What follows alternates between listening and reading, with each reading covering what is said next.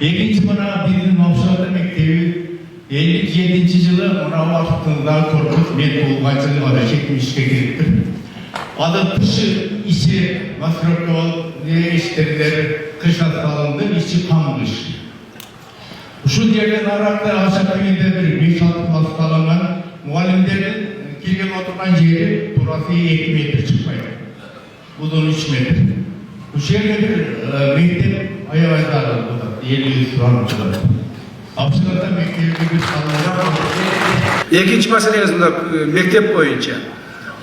Мектеп бойынша мен сразу айтайын, ушул мектептерді құру бергенге мен өзім жооп беремін. Содан қылып тұрып, мектептің проектін түзгілі, даярдағына президентіміздің Турташтыр фондынан ақша бөлдіріп беремін. Сразу, мақұл. Ана мектеп салғанда, расчетталығына кейінгі бір 50 жылға, хотя бы 100 жылға расчетталығы. Ол жерде азыр ушул мектепте қанша бала оқиды білмеймін. Қанша бала оқиды екен азыр?